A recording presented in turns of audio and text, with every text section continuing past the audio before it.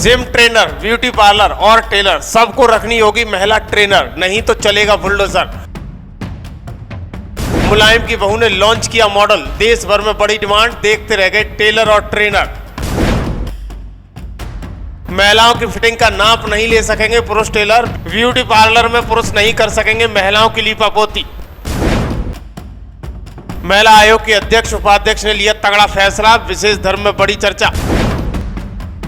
उत्तर प्रदेश सहित पूरे भारत में महिलाओं पर जिमों में बढ़ते मामले को देखते हुए यूपी महिला आयोग ने एक बड़ा फैसला लिया है। इस फैसले के बाद वर्ग विशेष में भूचाल आ गया है। इस फैसले से गुड टच और बैड टच पर लगाम लगेगी। दरअसल उत्तर प्रदेश के कानपुर में जिम ट्रेनर विमल के द्वारा एकता गुप्ता की हत्या के बाद से कानपुर कमिश्नरेट पुलिस ने शहर में चल रहे जिमों को लेकर नियम लागू कर दिए थे। कानपुर पुलिस का मानना है कि अगर महिला जिम करने जा रही है तो इसके लिए जिम में महिला ट्रेनर का होना जरूरी है। साथ ही जिम में सीसीटीवी विशेष तौर पर महिलाओं की मौजूदगी में होना जरूरी है। अगर कोई जिम मालिक इन नियमों को नहीं मानता है तो उस पर कानूनी कार्रवाई की जाएगी।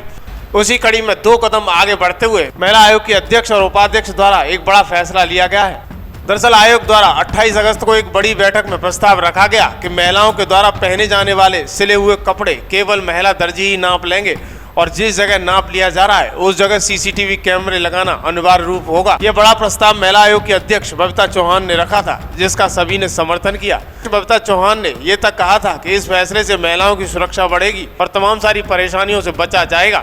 इसी बीच उन्होंने कहा कि जिम के अंदर भी महिला ट्रेनर रखना जरूरी होगा। यूपी में महिलाओं के साथ हाल ही में हुए अपराधों को रोकने में बैड टच से बचने के लिए आयोग ने यह प्रस्ताव जारी किया है।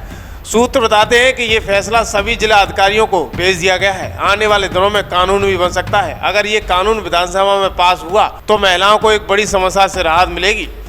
आयोग की अध्यक्ष बबीता चौहान ने कहा कि ये प्रस्ताव महिलाओं की सुरक्षा और उनके रोजगार के लिए महत्वपूर्ण होगा। मेरा अनुरोध है कि जिम की महिलाओं के लिए महिला ट्रेनर और महिलाओं की नाप लेने के लिए महिला टेलर रखी जाए। उन्होंने कहा कि पहले ब्यूटी पार्लर में सिर्फ महिला ही कर्मचारी हुआ करते थे, अब पुरुष कर्मचारी भी होने लगे हैं। यहाँ तक कि आज ब्राइडल मेकअप भी पुरुष कर्मचारी कर रहे हैं। उन्होंने कहा कि बस मैं इतना ही चाहती हूँ, अगर किसी महिला को पार्लर में पुरुष कर्मचारियों की सेवा लेनी है तो इस बात की लिख कर देना होगा। उन्होंने कहा कि पार्लर, जिम और ट्रेलर के यहाँ पुरुष कर्मचारी होने पर इसका सत्यापन पुलिस द्वारा किया जाएगा और आराम से अपने लिए सामान ले सकेंगी। आप इस फैसले को कैसे देखते हो, अपनी राय जरूर दें। चला रहे हैं, आपने पहले देखा होगा जब ब्यूटी पार्लर थे जनरली 90% लड़कियां ही काम करती थी, लेकिन अब एक नया दौर जैसा आया है और वहां लड़कियां कम दिखाई देती हैं, लड़के ज्यादा दिखाई देते हैं। आजकल जो न्यू ब्राइडल मेकअप है उनको लड़के कर रहे हैं, उनको बच्चियों को साड़ी लहंगे वो काम कर रहे हैं लड़के पहनाने का।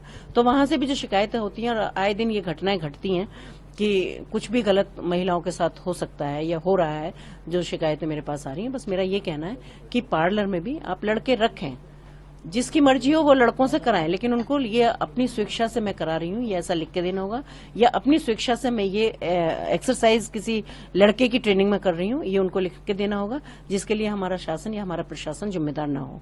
दूसरा, मैं चाहती हूँ कि जहां भी ये एम्प्लॉय हैं, जहां भी ट्रेनर हैं, ये हैं, इनका पुलिस वेरिफिकेशन जरूर होना चाहिए।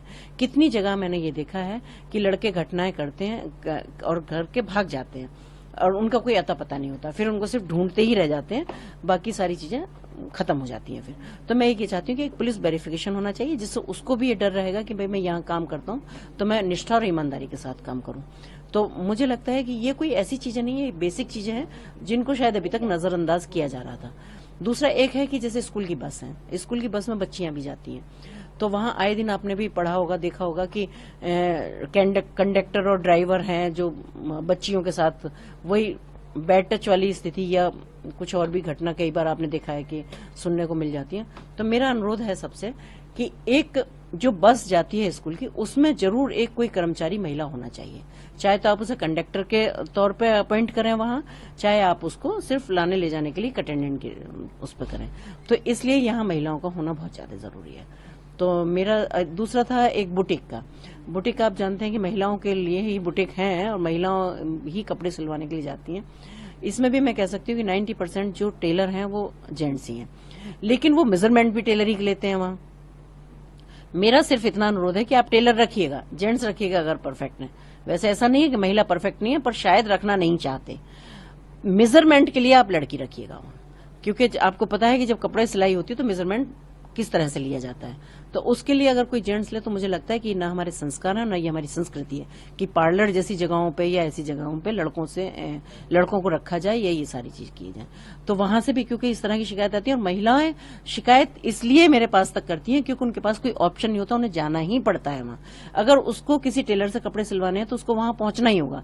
मेजरमेंट अगर वहां कोई नहीं है तो उसको देना ही होगा।